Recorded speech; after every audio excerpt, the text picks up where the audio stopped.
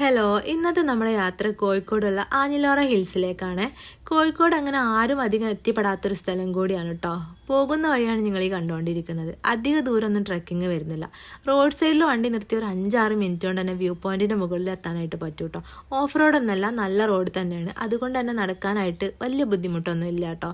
മുകളിലേക്ക് മുന്നൊക്കെ വണ്ടി ഇട്ടിട്ടുണ്ടായിരുന്നു. ഇപ്പം അവർ താഴെ ചങ്ങലൊക്കെ ഇട്ട് ലോക്ക് ചെയ്തിട്ടുണ്ട്. അതുകൊണ്ട് തന്നെ നമുക്ക് നടന്നു പോകാൻ മാത്രമേ പറ്റുള്ളൂ കേട്ടോ. മുകളിലെത്തിയ കാണുന്ന കാഴ്ചയാണ് കേട്ടോ ഇത്. നല്ല പച്ചപ്പും കുഞ്ഞു കുഞ്ഞു പാറകളൊക്കെ ആയിട്ട് അടിപൊളി വ്യൂ തന്നെ നിങ്ങൾക്ക് ഇവിടെ കിട്ടും കേട്ടോ.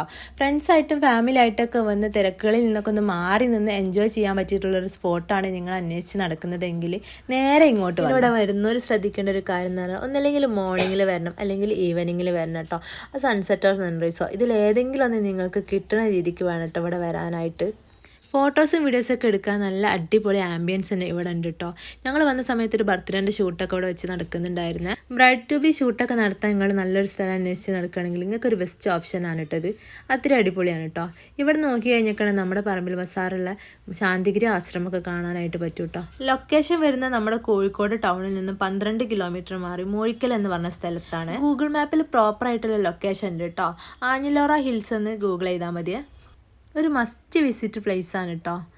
ഈ ഒരു പച്ചപ്പ് നഷ്ടപ്പെടുന്നതിന് മുന്നേ തന്നെ നിങ്ങൾ വന്നേക്കാണെങ്കിൽ നിങ്ങൾക്ക് നല്ല അടിപൊളി വ്യൂ കിട്ടും കേട്ടോ. ഇവിടെ വരുന്നവർ ശ്രദ്ധിക്കേണ്ട ഒരു കാര്യം, പ്ലാസ്റ്റിക് പോലത്തെ മാലിന്യങ്ങളൊന്നും കൊണ്ടുവന്നിട്ട് ഇവിടെ ഒഴിവാക്കാണ്ടിരിക്കുക കേട്ടോ.